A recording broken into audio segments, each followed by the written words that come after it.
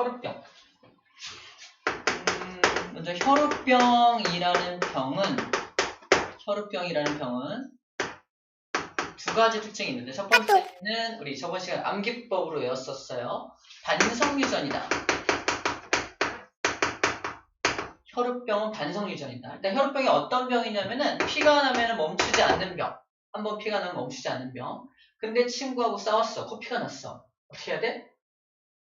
반성해야 되잖아. 그죠? 그래서 반성유전의 종류 세 가지 암기할 때 첫 번째가 나 정록생명인데 운전했어.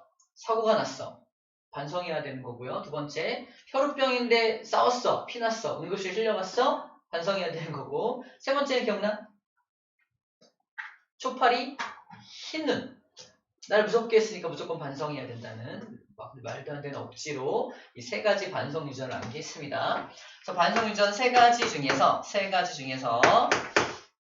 중에 한 가지가 혈우병이다. 이게 특징적인 부분이고, 자, 혈우병은 어떻게 유전되냐? 혈우병에 대한 유전자를 임의로 A라고 설정을 했어요. 정상 유전자를 A, 혈우병 유전자를 소문자 A라고 한다면 혈우병 유전자가 열성입니다. 다시 말해서 소문자 A가 들어있어야 혈우병이야. 얘도 혈우병이 되겠죠? 남자 같은 경우는 이게 봐봐, 이 반성 유전이라는 게 X형 색채 위에 그 유전자가 있는 게 반성 유전이었잖아. X형 색채 위에 있는데, 자, 남자 같은 경우는 X형 색채가 하나밖에 없죠? 거기에 대문자 A가 들어있다면 정상이니까 얘는 정상이 되겠죠? 근데 그 X 위에 뭐가 있다? 소문자 A가 들어있으면요, 얘가 혈우병이 되겠네요. 그죠? 그래서 남자는 혈우병이 쉽게 좀 걸릴 수 있는 편이에요. 하나만, X형 색채 위에 하나만 받아도 이제 혈우병 걸리니까. 여자 같은 경우는 둘 다 있으면 당연히 정상일 겁니다. 여자는 X형 색채가 두 개나 있잖아? 근데 아빠한테 하나 받고 엄마한테 하나 받은 XX 중에서 하나만 정상이고 하나는 유전병 유전자야. 이런 경우. 얘는 열성 유전자이기 때문에 늘어나지 않고 숨게 되죠. 그래서 얘는 역시 정상으로 나타납니다. 하지만 유전자를 보유하고 있기 때문에 용어적으로 뭐라고 표현한다? 보유하고 있다. 보인자다라고 표현하죠. 보인자다. 자, 그리고 세상에는 여자 혈우병은 존재하지 않아요. 코피 나는 남자애들은 다 코피 나서 혈우병이나 실려가는 남자들은 전부 다, 실려가는 아이들은 전부 다 남자애들밖에 없습니다. 그 여자 혈우병은 왜 안 나오나요? 여자 혈우병은 아빠한테 X 소문자 A, 엄마한테 X 소문자 A를 둘 다 받으면은 안타깝게도 뱃속에서 죽어요.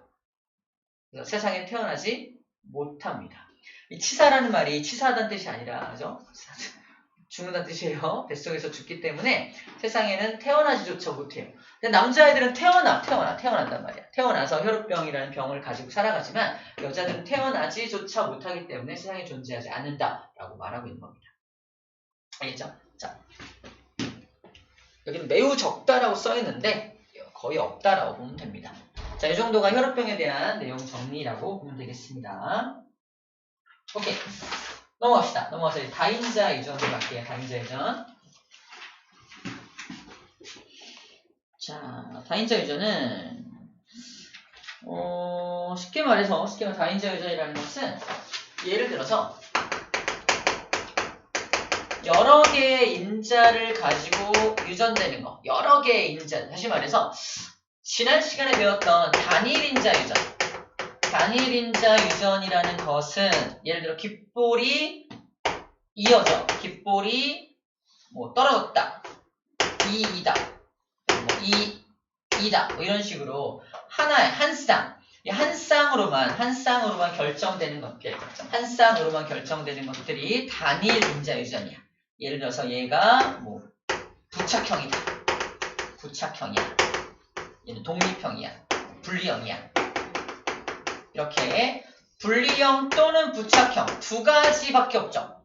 귀가 이렇게 귓볼이 떨어졌냐, 붙었냐, 둘 중에 하나밖에 없단 말이야. 그래서 얘는 극단적입니다. 분리형인 사람이 이만큼 있으면 부착형인 사람은 이만큼 있어. 1 또는 2 또는이야, 또는 이것 또는 이것 둘 중에 하나만 나타나는 게 단일인자 유전의 특징이었다면은 예를 들어서 지능이 단일인자 유전이었다면 이것 또는 이거여야 돼. 겁나 똑똑하거나 겁나 이거구나. 그죠? 둘 중에 하나여야 돼. 근데 그렇지 않죠. 보통 사람이 제일 많잖아. 그지? 엄청 똑똑하고 엄청 바보 같은 애들보다는 보통의 머리를 가진 아이들이 제일 많잖아. 그래서 우리 패턴으로 이런 패턴. 바로 가장 많은 놈 되게 적어. 가장 못하는 애 되게 좀 적어. 중간 패턴이 제일 많아. 이런 패턴이 나타납니다. 이걸 정규 분포 곡선이라 그래. 정규 분포 곡선의 형태로 나타나는 것들을 다인자 유전이라 그래요. 여러 개의 인자가 관여하고 있다는 뜻입니다. 딱 두 개, 한 쌍만 하는 게 아니라 예를 들어서 A, A, B, B, C, C의 뭐 D, D야 이런 식으로 나타난다는 거죠. 이렇게 여러 개의 인자, 한 쌍, 두 쌍, 세 쌍, 네 쌍이죠? 네 쌍의 유전자가 관여하는 거야. 이 네 쌍의 유전자가 관여할 때 꼭 하나의 염색체가 아니라 여러 개의 염색체가 관여할 수도 있습니다. 46개 중에서 여러 개의 염색체가 같이 관여해서 지능을 결정을 한다. 이런 걸 다인자 유전이라고 하고요. 그러다 보니까 굉장히 다양한 경우의 수가 나온다는 겁니다. 예를 들어서 부모 세대가 매우 흰색이야. 대문자가 지금 되게 이거는 지금 예를 들어서 뭐 하는 거냐면 피부색을 가지고 예를 들고 있는 건데 이 대문자의 개수가 많으면 많을수록 피부 색깔이 엄청 검다라고 생각하면 됩니다. 엄청 검다. 그래서 매우 검은색의 피부를 가진 흑인과 매우 흰색의 피부를 가진 백인이 결혼한 상황입니다. 결혼하면은 자식은 누가 태어나냐 이건데, 자, 얘가 자기가 만들 수 있는 생식세포가 A, B, C밖에 없죠. 다른 생식세포 없습니다. 생식세포 안에다가 유전자 둘 중에 하나 줘야 되고 이 둘 중에 하나 줘야 되고 이 둘 중에 하나 줘야 되니까 유전자 생식세포 안에 유전자는 A, B, C를 줄 수밖에 없다는 거야. 저 매우 흰색의 백인은 어때요? 자기 자식에게 A 중에 하나, B 중에 하나, C 중에 하나 줘야 되니까 얘는 소문자 A, B, C밖에 줄 수가 없습니다. 그래서 자식은 무조건 대문자 A, 소문자 A 줘. 이거죠.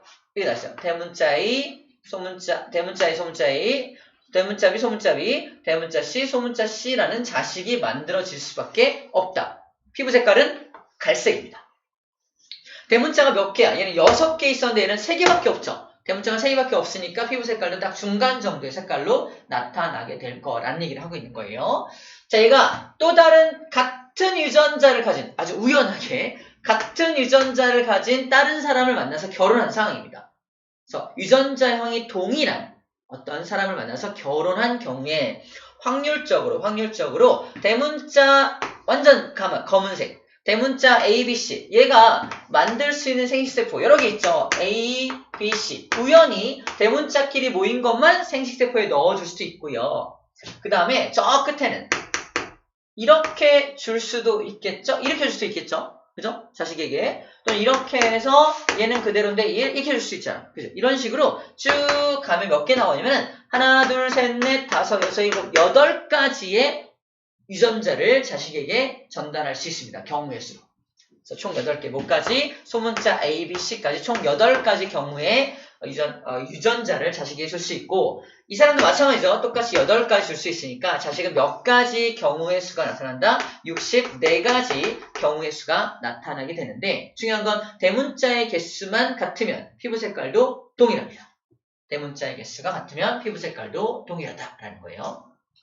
그래서 굳이 여기다 뭐 A, B, C 이런 거 쓰지 않았어. 얘가 이건데 쓰지 않고 그냥 색깔로만 표현하고 있는 겁니다.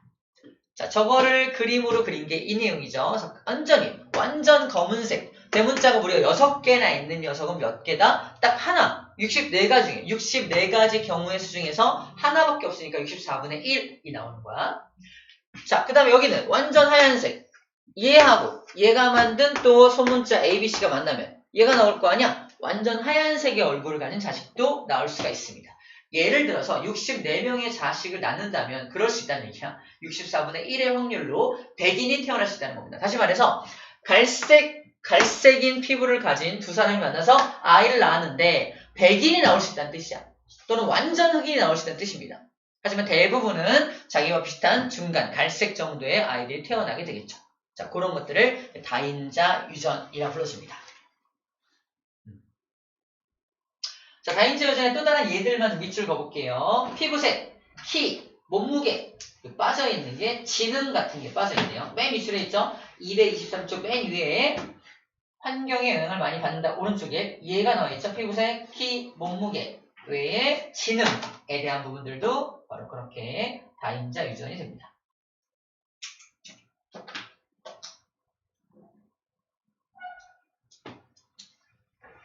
이거는 나중에 시험 문제 풀 때도 대문자의 개수만 잘 셀 수 있으면 크게 어렵지 않게 문제를 맞춰낼 수 있어요. 자, 아이고, 깨졌다. 자, 그래서 단일인자 유전하고 다인자 유전을 비교하는 내용이 나오죠. 단일인자 유전은 분리형과 부착형, 방금 쌤이 예를 든 것들, 이렇게 제 아니면 제, 둘 중에 하나로만 나타나지만, 다인자 유전 같은 경우는 이렇게 정규 분포 곡선, 체크, 정규 분포 곡선의 형태로 나타나게 됩니다.